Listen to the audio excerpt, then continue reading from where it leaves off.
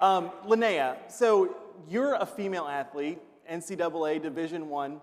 What's been your experience with sports? Have you had to compete against any males? Like, tell us your story. So the mass majority of my time in NCAA Division I athletics, I didn't. It wasn't really an issue until my senior year, which had been my fourth and last year of eligibility in the NCAA. My coaches called me over the summer of 2019 and let me know that an athlete that I had previously been seeing competing in the male category was now going to be competing in the female category against me, myself, my teammates, and every other woman athlete in the NCAA. And it was really just a discouraging moment for me to hear that someone that had been running not only 10 seconds faster than me in my event, but running a world record time for women previously as a male, now competing against us as females, was really just an interesting kind of situation, and it was really hard to, understand. No, it's incredible. So, Rhonda, you're a state legislator in South Dakota, and you've introduced legislation on this issue. When did you first become aware of it, and why did you bring forth this legislation? Well, I think the awareness, the first term that I served, there was a bill that was introduced that failed. But this year, when it was put out there was a bit of a pause, but then there was an excitement because this is important. We live in America, and our freedom is important, and our girls are important. I want to make sure that people know that. No, that's exactly right. Linnea, these threats are nonstop. They've been going on for the past 10 years, and progressives have been making progress across all 50 states.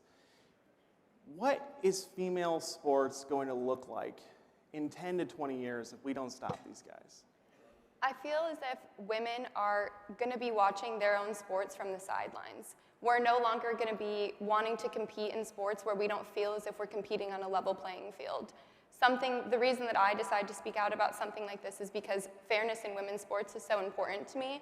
And if we're allowing biological males that possess physiological advantages over biological females to compete in the female category, we're no longer going to be interested in competing and being a part of sports, which is such a big part of my identity, as well as other females across the nation as well. And so if we continue to allow this to happen, things like Title IX are just going to be reversed, and women aren't going to want to be in competitive sports anymore, and it's just going to completely go against what we stand for. And so it's kind of upsetting to see. No, it's absolutely insane. Yeah, thank you. Please give her applause.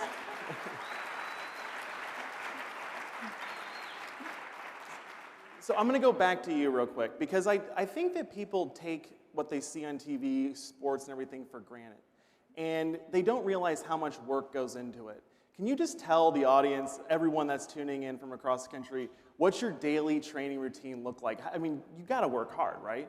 Yeah, and so I had made a comment about my last season of eligibility, which would have been last year. Because of COVID, I have been able to extend my eligibility, so now I'm a fifth-year grad student using my last season in the NCAA. And so I work full-time now. And so I'm waking up at 5:45 in the morning. I'm going to practice for 2 hours. I'm then driving to work where I work all day. And then I'm doing online school because that's the world we live in right now. And I'm spending the amount of time that a typical person would at work, but I'm also doing the same thing just because I want to be as good as I can at my sport. And so to know that I'm sacrificing things that other students don't have to sacrifice, like as silly as this sounds, never had a spring break. That's a time where I'm either training or competing. I'm not going out on vacations with friends. I'm not doing any of these things because I'm sacrificing as much time as I can because I'm dedicated to being the best that I can in my sport. And so I feel as if women shouldn't have to be forced to compete against people that have a different biological advantage, like I said, because it's just going to make us not motivated and we're not going to want to stay in the sport that we love so much. Mm-hmm.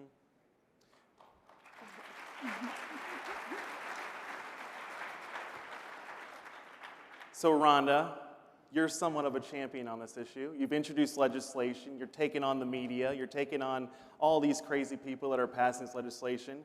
And your bill in South Dakota just passed the House, 50-17. That's a huge margin. That's a big win, right, guys? But at that same time, the same week that South Dakota is doing the right thing, the House of Representatives in Washington, D.C. passes the Equality Act. which would destroy girls' sports by letting boys compete against them. What would you say to Nancy Pelosi and all of the Democrats who voted for the Equality Act? You want me to be fair, right? Please no cuss words. This is a family program. You know, I think that if we look at the Equality Act for what it means, it's equality. You look at women's sports, and the fairness goes right across. If you're equal biologically, if you have the same level of strength, you have the same level of endurance, that's equal. Just because you might identify as something else doesn't make you equal. So we have to recognize equal for what it is, and then the Equality Act can work, but we can't make it mean something it doesn't. Right. That's what'll work for these girls.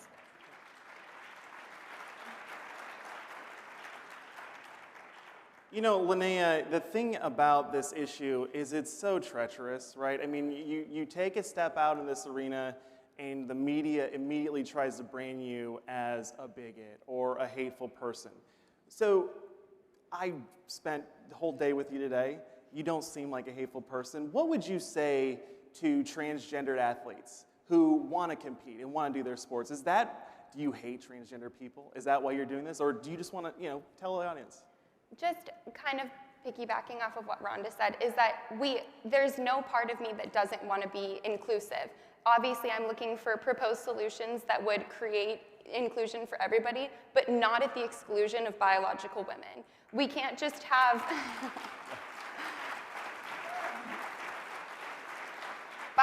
we use this trigger word as inclusion, but people don't realize that by being inclusive in that sense, it is exclusionary to people like myself.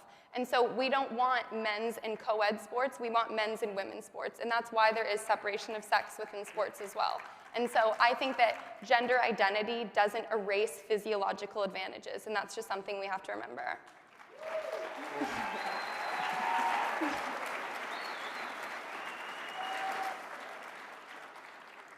All right, Rhonda, so at American Principles Project, we're polling nonstop. We're a political organization. So we found that this issue of not letting boys compete in girls' sports is like an 80-20 issue for the good guys.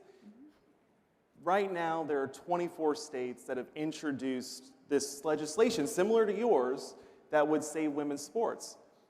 Why isn't it 50? What's holding these other legislators up? Why aren't more states introducing this legislation to protect our daughters' opportunities? I guess I'd like to say that it takes wisdom, it takes courage, and it takes an exercise of common sense. And the fact that there are 24 states that are doing it, let's let that be encouraging. Let's let a momentum build up. In our house, it was 74% of our people looked at it from a common sense perspective. And if people will just do that and recognize that there are differences, that's what's going to carry it, and that's what's going to protect these girls. And just as Linnea said, it is not exclusive. It is inclusive for everybody if we just let things go back to how they were and the way Title IX was set up, that there are differences. Let's recognize the differences and treat equality, apples to apples. That's what we're trying to do. That's right. What would you say to a legislator or a politician who's on the fence and hasn't really been speaking out about this? What would be your advice to them? Well, they could talk to their families. If you talk to fathers, mothers, grandparents, they want their girls to be able to compete. It's a dream, to be able to challenge yourself to your personal best. And no one will be able to do that if you're not competing equally. So if they would talk to the people in their districts, in their states, they're going to find out that this does matter. It's a very silent majority. And then also, if you don't have any grandparents or kids, take a look at it for yourself. The research will hold it. It'll prove it. Yeah, I think that's right. So we're almost done here. And I just want to say, if there's anyone out there in the CPAC audience that wants to get engaged in this fight, they want to protect their daughter's sports, text America to 313131. We'll get you signed up, engaged. We'll get you involved in your state legislatures. We got to get this across the finish line, and we got to get it done. Thank you. All right, Linnea, closing thoughts. What do you want to tell the audience? Just that you need to listen to people like myself that do have stories, because as you've said before, that when you come out and speak about things like this, people just all of a sudden come up with all of these different negative titles as to why I'm talking about it. But what I experienced is what I experienced, and you can't devalue my story. And I just want to be able to be an advocate for other girls that are, like you said, being the silent majority, because we're afraid to speak out about it because of the negative repercussions we may have. But there are a lot of people, based on your poll and just based off conversations that I've had, people are on our side. And it's all about being inclusive, but like I said, making sure that women aren't being discounted either. That's right. Rhonda? I think there's an underlying message in all of this. Sports is important because sports builds confidence, sports builds self-discipline, perseverance. People that are involved in sports go on to succeed in a lot of other ways. It's important to see that. But the underlying message here to me is that if we allow males to compete in girls' sports, we're telling those females that they aren't important. And what is that going to do to our future? Women have risen to governor. Our governor is a woman. She's a fantastic governor. And we have other women. We have women congressmen. And they have done those things, and largely in part because of sports, because what it did for them. So if we take that away from them, we're telling them that it's not important anymore, and it takes hope away.